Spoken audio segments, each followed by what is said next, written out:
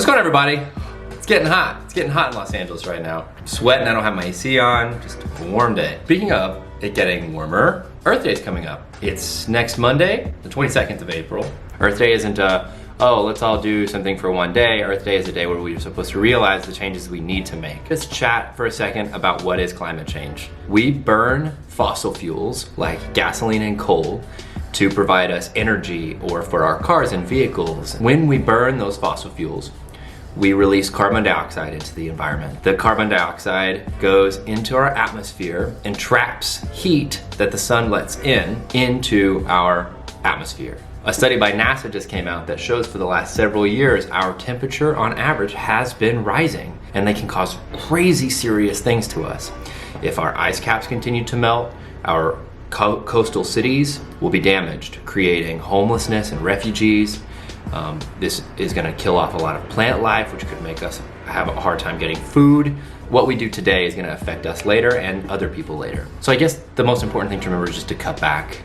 Turn off your lights when you leave, walk or ride a bike instead of driving your own car. Take public transportation. That reduces that fossil fuel use. One of the big things you can do is vote for people that believe in climate change. Politicians have a huge role in what we do nationwide to help prevent climate change. So it's kind of a big part up to them. So we have to elect people that are gonna stand on our side. Just make sure you do your research.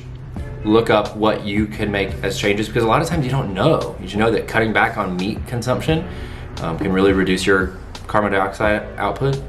Crazy, right? The planet isn't gonna last forever and we have to save it. Into today's video. Woo! I can't believe I haven't talked about this with you guys yet. I was looking back on one of my other Storytime videos about my first gay experience, and I thought, yeah, that was my first time I did something with a guy, but what about my first boyfriend? I haven't even told you guys about this yet. That's what we're gonna talk about today. We're gonna talk about my first boyfriend, I guess, relationship, gay relationship. It was actually pretty bittersweet. I have really good memories of it, but I know at that time, for me, it was like an emotional roller coaster. I was 15? Yeah, 15. I still technically had this on and off with a girl at the time. And it was like very confusing to me because I guess at the time I thought a girlfriend was one thing and like a boyfriend was like a totally different thing, and they had nothing to do with each other. To top it all off, I was at band camp. I know, cue the jokes here. I'm a band nerd. I was a freshman going to band camp. Ah, so much fun. For all of you cool kids out there, what is band camp, you ask? Hey, cool kids can be in band too. There were a couple.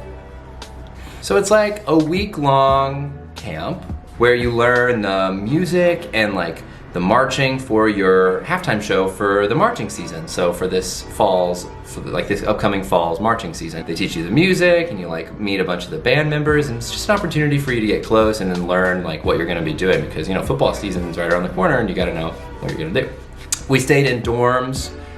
There were like 2 or 4 bed dorms. It was kind of like on a college campus that was on summer vacation for us. I don't know how other people do it, but you would, you know, have roommates that were, you know, in your class, helped you make friends, stuff like that. And as a freshman, you had been in band before, but never marching band, so you weren't really familiar with anyone in high school. So this was like a big opportunity. So there are different classes while you're there. I was a trumpet player. I have my trumpet in the closet. Should I go get it? No, my neighbors would be mad.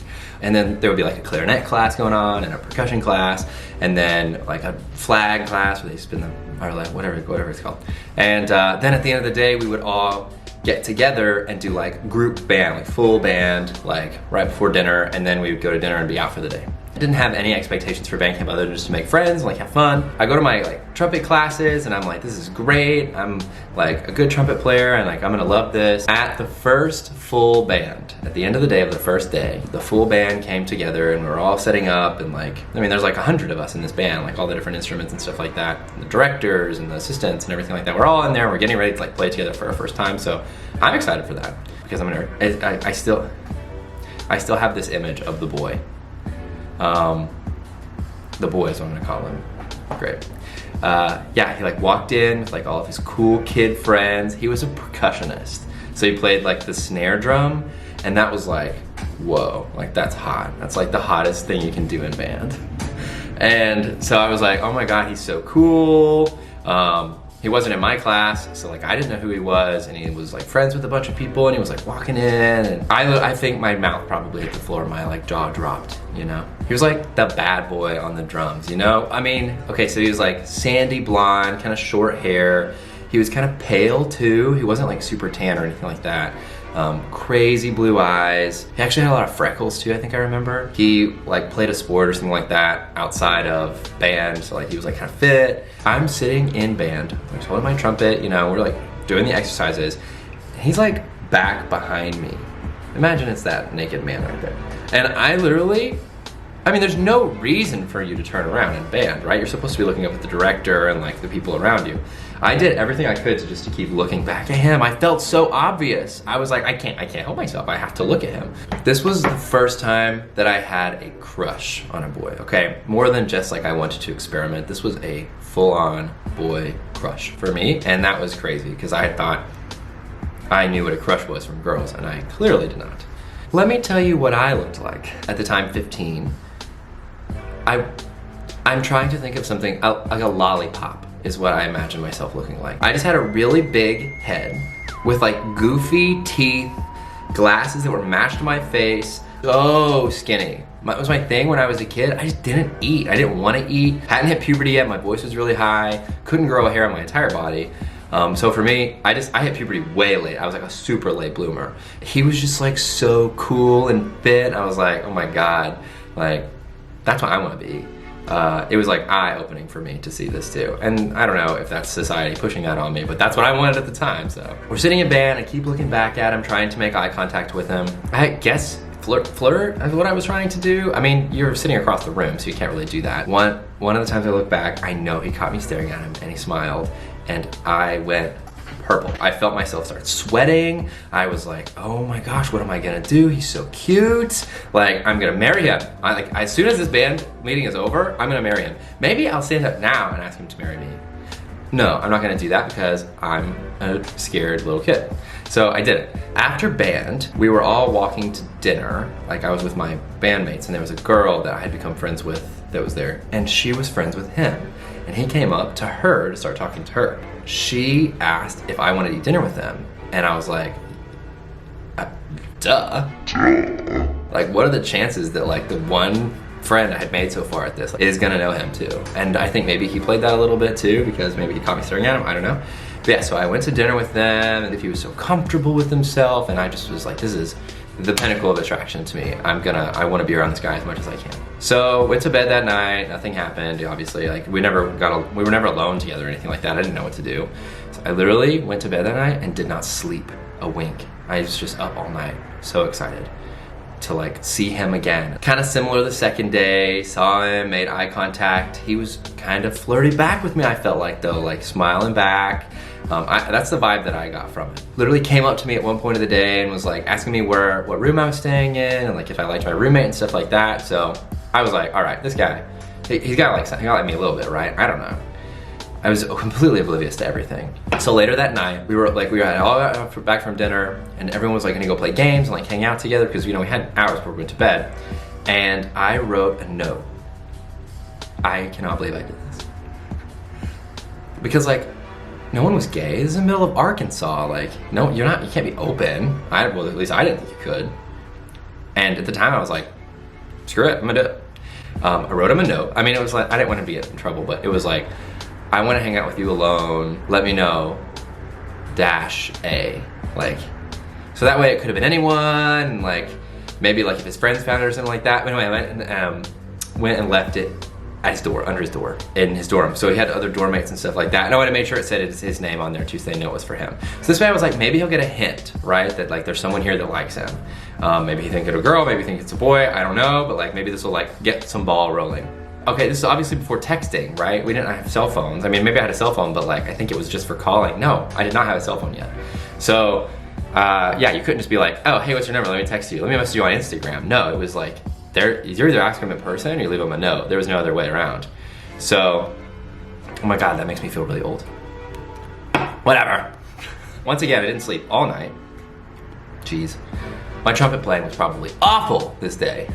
I was so nervous. I saw him and he didn't say anything, he didn't act like anything, he didn't act any differently, actually totally the same he's been acting the previous days. I was like, okay, maybe he doesn't get it, maybe he didn't get it, maybe someone else took it. I have no idea what's going on. I was so nervous, and I was like, what did I do? Later in the day, on the third day, and this is a 7-day thing, right? So like almost halfway through the week, I was walking between classes or something, and he like runs up to me, catches me completely off guard. I'm like, oh, hey, what's up? And he was like, hey, you should come hang at my dorm room with me later tonight after dinner when we all like go play games or whatever. I was like, oh my God, yes, that would be great. I would love that. Let's do that. Let's do that. I'll go now. Why don't we go now? That day, my trumpet playing was on point because I was so happy. I was like, oh my gosh, I got a date with a guy tonight. That's totally what I was thinking. Like in my mind, I was so excited. Just that feeling of like that, and you're just on that ultra high. You're just so happy. So then finally after dinner, I go to his dorm. He was in there, had his like cool basketball shorts on and like a chill t-shirt. Cause I think maybe he did play basketball. Anyway, his roommate was out with a girl, and I was like, this is what the cool kids do. They like sneak off and like go hang out with like people they wanna like kiss and stuff like that. What cool kids. And I'm like, man, I've just been going to bed, like reading my book. I'm such a nerd. We literally just laid in his little twin-sized dorm bed and talked for hours. We could have really talked about anything though, and I would have been fine. You know, I was just so happy. Finally, after hours of us sitting there talking, he like asks me if I've ever kissed a guy. And I'm like, not really. I mean, I've kind of, but it was like, you know, like very like secret. It wasn't romantic. I didn't know the kid very well. It was like my first experience, and yeah, I don't know. It wasn't like I cared about the kid that much. It was just more about what was happening, and this was like, I like this guy. Yeah, he started kissing me, and it was like a real kiss, like passionate.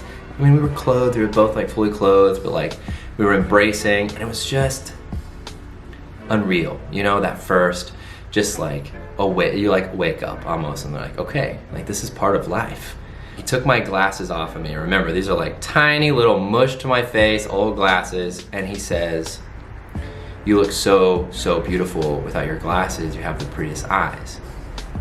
Side note, after he said that, as soon as I got back from band camp, I bought contact lenses. I had never really wanted to do it. I didn't really care, but as soon as he said that, I was like, hey, if he likes it, I'm showing him all the time.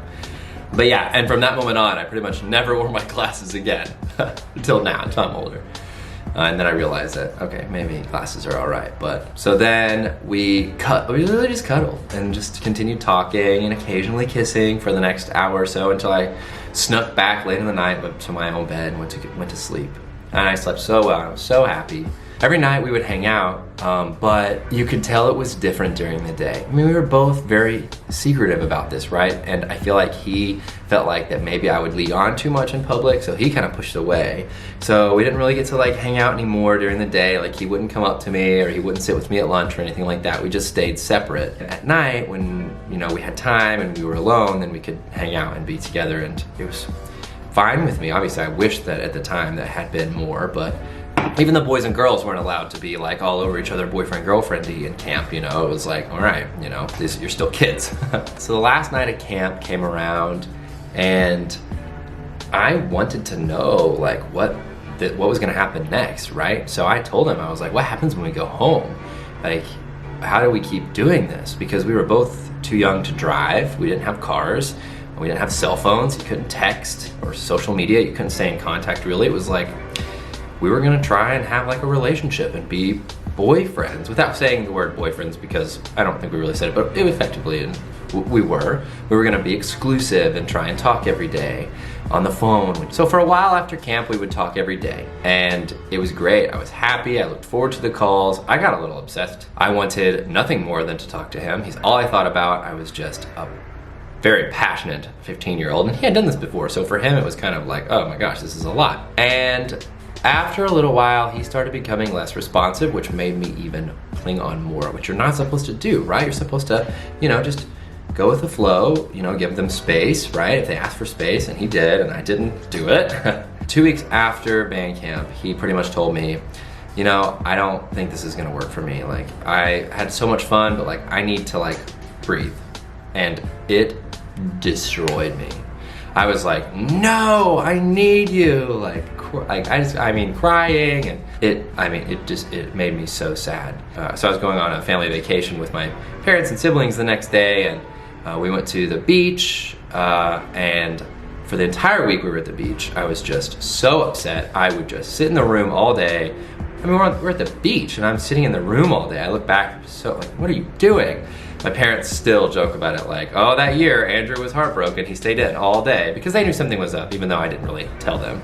Honestly, it was just teenage heartbreak, and it was my first one, and it was like my first boyfriend. Would definitely not be the last, though the rest of them got progressively easier, I've found. I still look back and just have those like, I can remember those feelings of like that super sweet, exciting first time. And I love that, and I love that other people get to have that too. So what was your first boyfriend or romance like? Or girlfriend, if that's what you do. Do you remember those feelings? Do you remember that like nervous, what am I doing, scared? Like, is that just me? Probably not, right? Leave it in the comments down below.